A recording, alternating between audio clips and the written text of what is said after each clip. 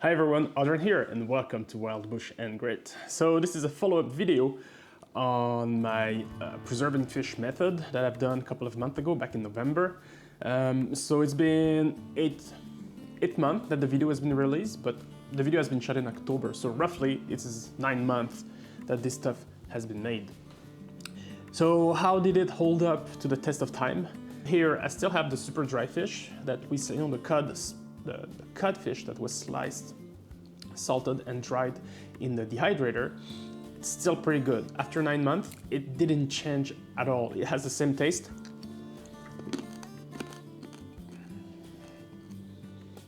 Still good. Delicious. It's hard to chew.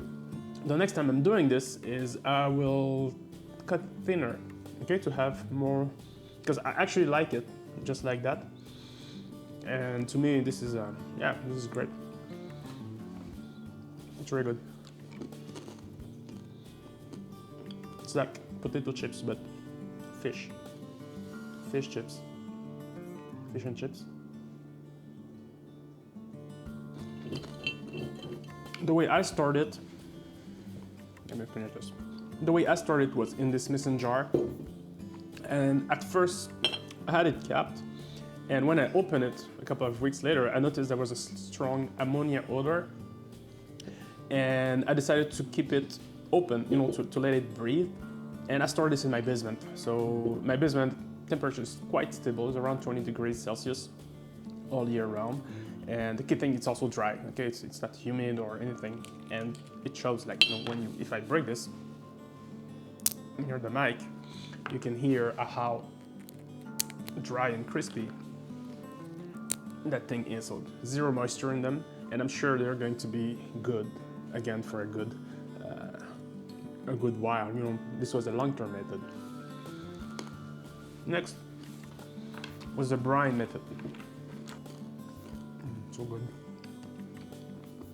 So the brine method is now trapped under a good layer of salt, and the moisture I can see through the corningware here that the fish actually dry and shrunk considerably. The salt has yellowed a bit. It took some more color. And again, I stored it as is. I didn't cover it. I let the mixture breathe in my basement.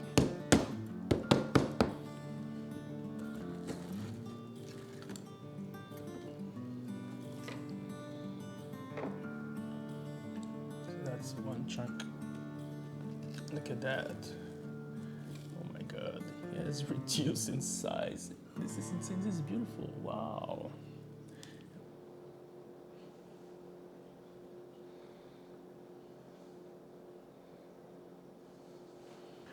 So let's try to rehydrate the fish. And it will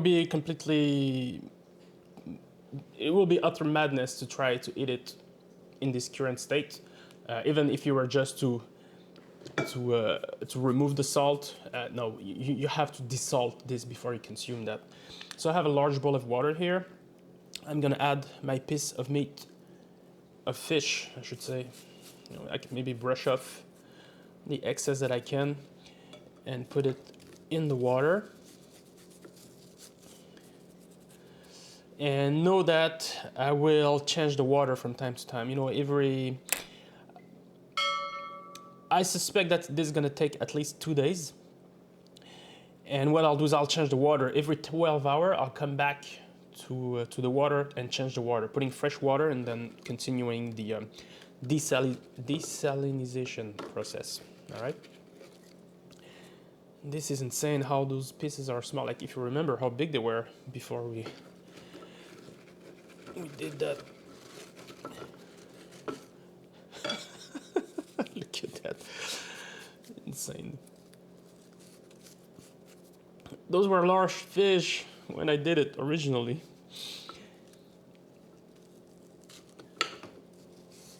So I'm just removing the salt here just to speed up the process and not to saturate, and if the water is saturated with salt, it means that it cannot pull out any more salt from the fish. So this is why we need to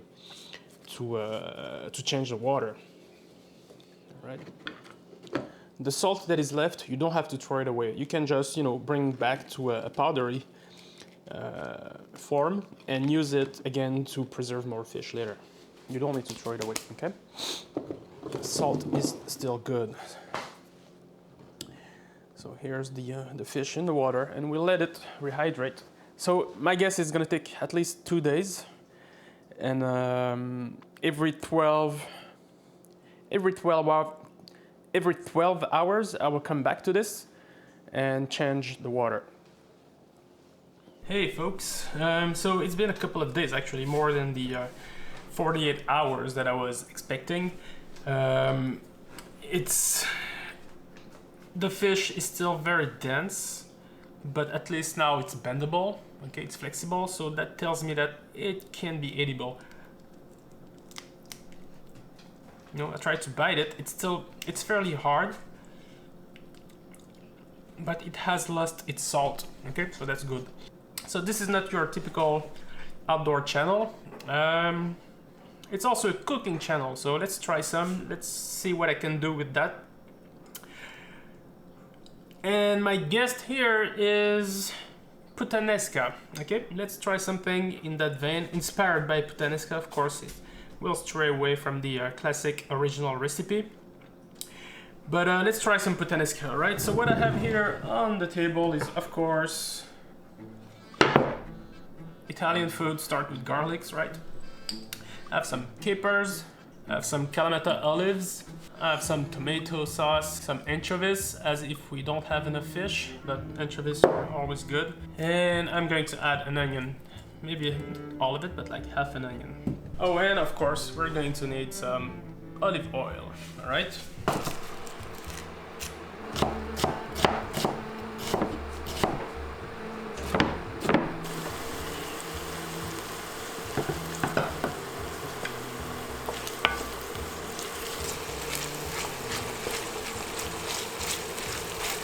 Anchovies will literally melt and just leave their fragrance.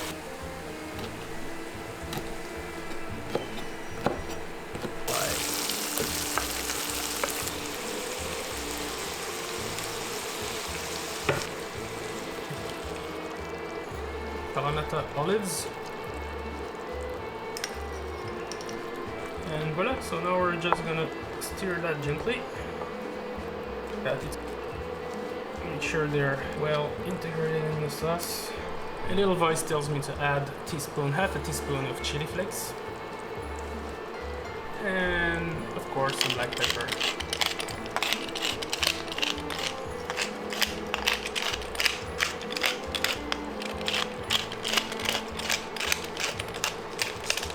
For this, about 15-20 minutes. And it should be done. And it's actually on low medium at the moment. So just very soft, light simmering.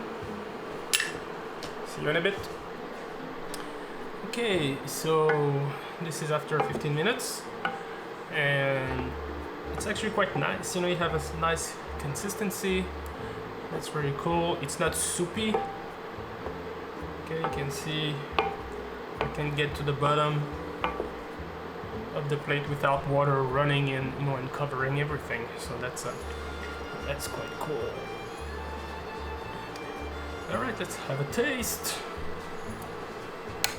And now we just serve this over pasta, and I'm sure this is going to win everyone over in your house, anyone that likes fish anyway.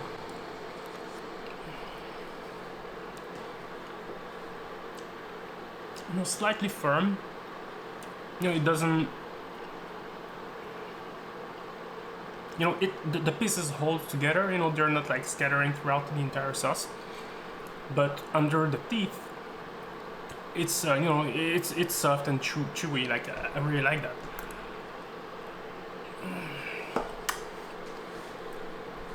This over pasta. Oh yeah, yeah, this is really nice. It's, you know, the fish pieces, they're all there. They didn't scatter throughout the sauce. They're slightly firm, but just enough, you know, to break under your teeth as soon as you apply a little bit of pressure. Yeah, no, this is a home run, folks. This is a sure home run.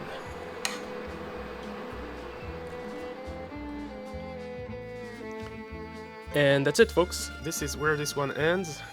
If you like this video, give me a thumbs up, consider subscribing, always appreciated. Be safe out there, have fun out there, and I'll see you in the next video. See you, folks. Bye-bye.